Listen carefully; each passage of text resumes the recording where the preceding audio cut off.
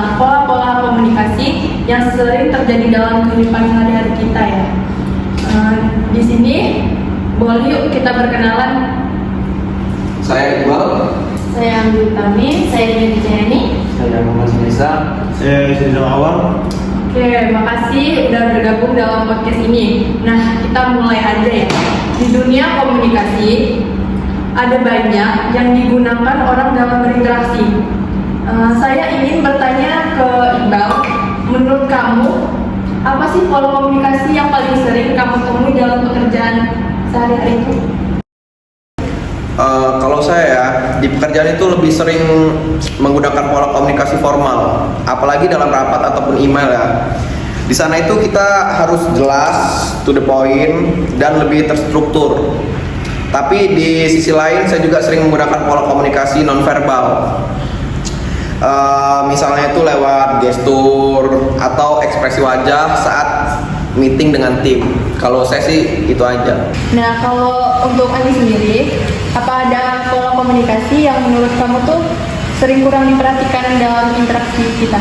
Saya rasa banyak orang yang lupa dengan komunikasi nonverbal. Sebenarnya itu sangat penting kan.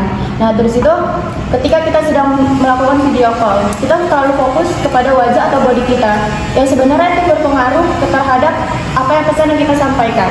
Nah, setuju banget itu. Bahkan dalam komunikasi tatap muka langsung pun, nonverbal itu seringkali mengirimkan pesan yang lebih jelas gitu, lebih kuat daripada kata-kata. Saya seringkali memperhatikan orang yang sengaja menunjukkan tanda-tanda ketidaknyamanannya, kebingungannya itu melewati gerak tubuhnya mereka. Padahal mereka nggak mengatakan secara verbal gitu. Jadi kalau komunikasi nonverbal memang punya peran yang sangat penting. Nah, untuk Nesa, kalau dalam kehidupan sehari-hari, menurut kamu pola komunikasi apa yang paling efektif tuh ya dalam hubungan antara teman sama keluarga? Bagi saya, pola komunikasi yang efektif itu dalam hubungan keluarga atau teman itu adalah komunikasi terbuka dan dua arah. Artinya kita tidak hanya mendengarkan, tapi juga memberikan kesempatan kepada orang lain untuk berbicara dan mengungkapkan perasaan mereka. Yang penting juga adalah komunikasi yang empati, di mana kita tidak hanya menyampaikan pesan, tapi juga mencoba memahami perasaan orang lain. Saya setuju. Dalam komunikasi keluarga ataupun teman, seringkali kita berbicara untuk memikirkan bagaimana perasaan orang yang mendengarkan. Kadang hal itu menyebabkan kesalahpahaman.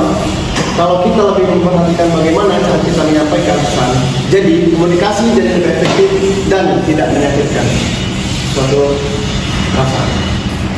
Nah, benar banget tuh. Nah, menyampaikan pesan dengan cara yang empati memang sangat penting. Nah, untuk Iqbal dan Rika, bagaimana menurut kalian tentang pola komunikasi dalam dunia digital yang sekarang lebih banyak digunakan dalam kehidupan sehari-hari?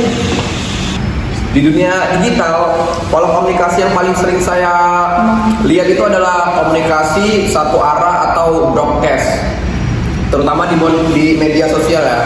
Banyak orang yang hanya fokus untuk menyampaikan pesan mereka tanpa benar-benar memperhatikan tanggapan dari orang lain. Dan seringkali pesan-pesan yang disampaikan melalui digital itu cenderung lebih singkat, bahkan kadang kurang jelas gitu kan. Saya rasa dalam komunikasi digital kita perlu lebih berhati-hati dalam memilih kata-kata kayak gitu. Oke, poin yang cukup bagus nih ya. Jadi terkadang pesan tertulis di media sosial bisa disalahartikan karena kita nggak bisa melihat ekspresi orang yang mengirimkan pesan itu sendiri, ya nggak? Ya kan? Oke, buat Anggi, kamu setuju nggak sih kalau dengan hal itu? Saya sangat setuju. Kadang orang terlalu cepat menanggapi dalam digital tanpa memperhatikan konteks atau cara penyampaiannya. Untuk menghindari kesalahpahaman, kita perlu lebih bijak dalam memilih platform dan juga cara kita menyampaikan pesan. Jangan lupa juga tentang pentingnya feedback dalam berkomunikasi digital. Banyak orang yang hanya menulis pesan dalam berkomunikasi untuk menerima respon, padahal feedback itu penting untuk memastikan bahwa pesan kita diterima dan dengan benar. Wah, ini jadi diskusi yang sangat menarik nih ya. Jadi dari semua pola komunikasi yang kita bahas, baik verbal, nonverbal, formal, informal, hingga digital. Nah, yang paling penting adalah bagaimana kita menyesuaikan pola komunikasi dengan situasi dan lawan bicara kita sendiri. Terima kasih banyak untuk semua insting yang telah dibagikan hari ini. Sebelumnya kita akhiri, ada pesan terakhir yang ingin kalian sampaikan? Pesan saya sih, kita harus tetap terus belajar untuk menjadi pendengar yang baik, karena seringkali komunikasi yang efektif bukan hanya soal menyampaikan pesan, tapi juga soal mendengarkan seperti empati. Oke, saya sangat setuju sih di sini. Jadi komunikasi yang baik dimulai dari mendengarkan. Oke, terima kasih untuk semua yang sudah mendengarkan podcast kali ini. Semoga apa yang kita diskusikan bermanfaat bagi kita semua. Sampai jumpa di episode selanjutnya. Sampai jumpa. Dadah.